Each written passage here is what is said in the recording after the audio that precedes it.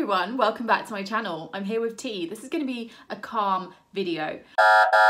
So we are talking about chemical peels today. A really big welcome if you're new here, and hello if you are back. This is part of my series which I'm doing at the moment, which is about hyperpigmentation and fading those dark marks left behind by acne. So today I'm going to be sharing my chemical peel experience and what effect that had on my post-inflammatory hyperpigmentation. This channel is all about skin and stuff, so if you want to follow my skin journey, please subscribe down below or follow me on Instagram where I have more frequent updates.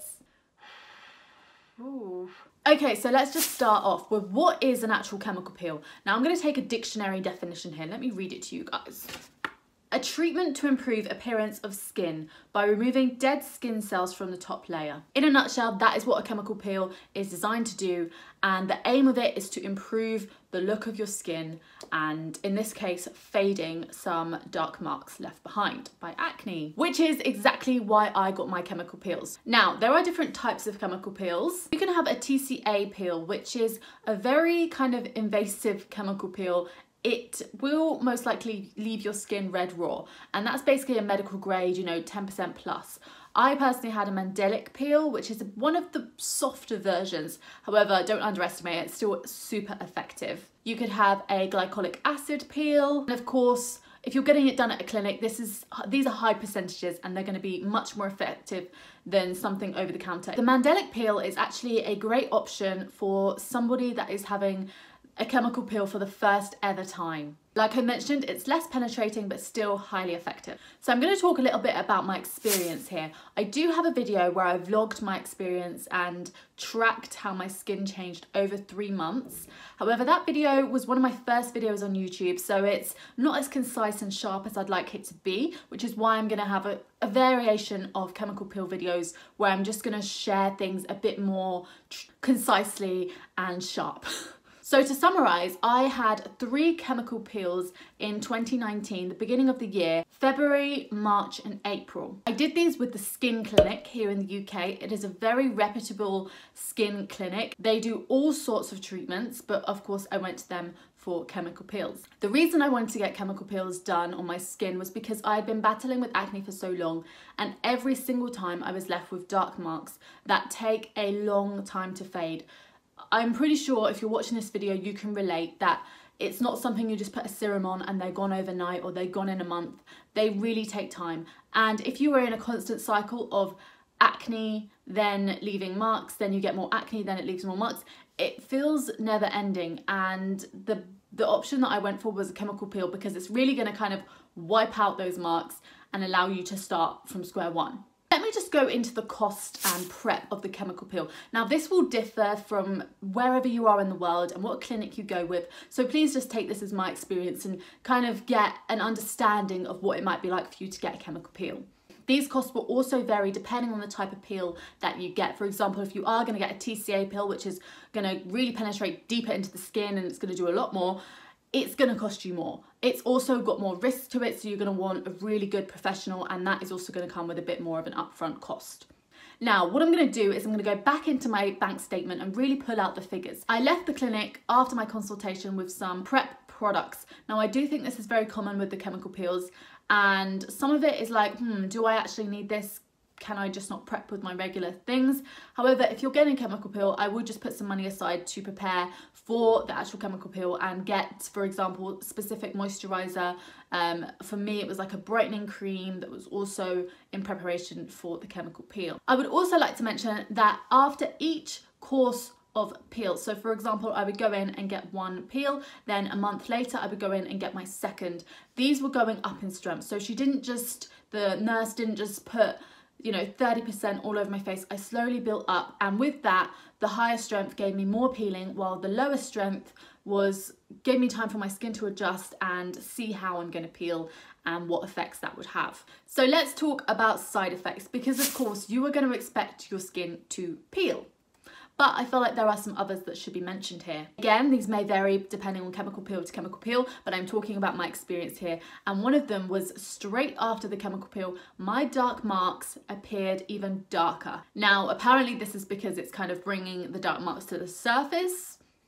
I don't know, but that, you know, they appeared darker. However, this was temporary. It wasn't something that like stuck around. With my first peel, it was nothing noticeable at all. It took a few days to peel. So for example, you don't necessarily, again, depends on the peel you get, but you don't necessarily get it and then on that day start, you know, layers of your skin starts to come off. It takes time. I would say 2 to 3 days where you really start to then hit the peel stage. My second peel, I had a lot more peeling coming off the skin, and that was great. I also saw that the practitioner or the nurse really focused on the areas of the cheek where I had my most prominent dark marks.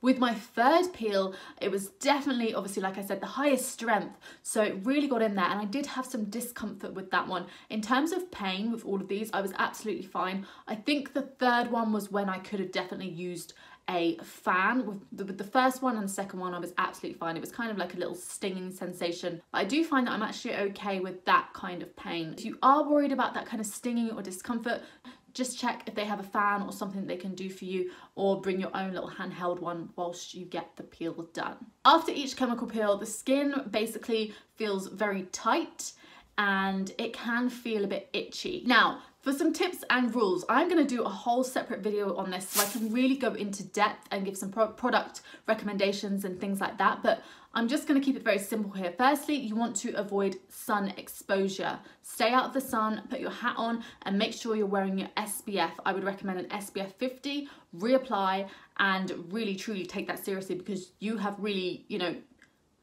you're peeling off your skin, and that is raw, fresh skin that is going to be underneath the surface. And the last thing you want to do is get any form of sun damage. Next up, I would recommend to pat in your products. For example, your sunscreen. Really pat it in, because you cannot rub. Rubbing is a form of exfoliation, and therefore you're going to be pulling off the skin. That is one thing you cannot do. You need to let the skin peel off naturally. You can't peel at it and pick it off. You could, if you like, trim the skin. I know this sounds gross, but we're all here for the same reason, right? You could trim it with scissors, but generally I just left mine alone. My next tip would be to avoid makeup if you can. With my third peel, it was a lot, and I applied makeup and it just didn't really do anything for me. So let's talk about results. I saw results. Now let me tell you that I know my skin, and I'm hoping that you can relate with this. Dark marks take time to fade. And like I said, if you are in a constant cycle of acne, dark marks, it is honestly never ending. And I saw results quickly. If I had left those dark marks alone and maybe done a traditional, you know, over-the-counter treatment, just waiting and waiting, I would not have seen the results that I saw in those 3 months. They were significantly faded. And whilst they were not erased, please bear in mind that I don't particularly have more and more pictures of the after treatment. However, I will insert a clip here of my skin a couple of months after the treatment, and you can see that it was pretty much clear.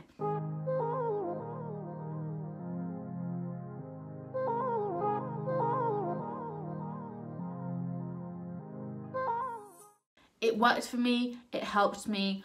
I gained some confidence back. One thing I would say though is, as I was in a constant cycle of acne and marks, my acne came back. I started using tretinoin, and I went on a whole other journey with purging. I will link any of those videos down below if you're interested in seeing those. But honestly, it just kind of went back to square one, and even now I have marks on my face. I can totally understand that if you have an event, maybe you're getting married, and you just want your skin to be much clearer and really, really diminish those dark marks.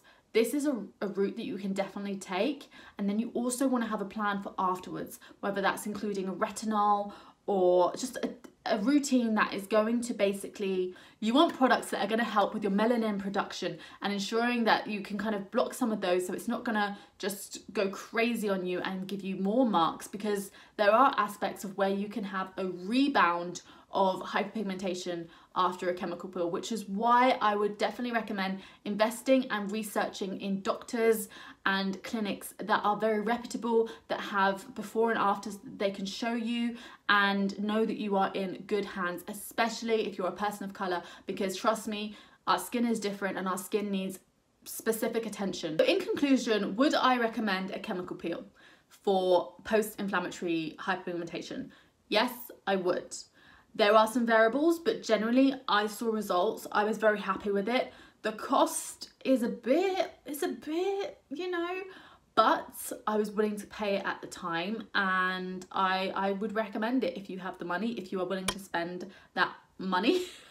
However, I do feel like you need an action plan for after your chemical peel on how you're going to maintain that clearer skin. When I think about it, it is something I would do in the future again. I would. Now, I know while some people would rather just go for one and get a really intensive one and do it that way, I much prefer the slowly building up, seeing how your skin tolerates it, and having a round of 3. If you can, and if you can afford it, I would recommend 3 to 6.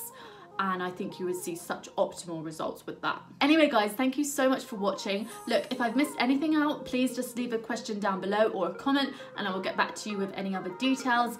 In my other chemical peel video, you can go back and watch that. I will link it down below, and that basically will just tell you things as they were happening. On top of that, like I said, I will do a chemical peel tips video and really go into detail. I will share some of the products that they gave me and why and all that kind of aspect. So I'm just hoping to help you guys if you are considering getting a chemical peel for post-inflammatory marks and just getting a realistic view on how effective it can be. See you in my next video, guys. Bye.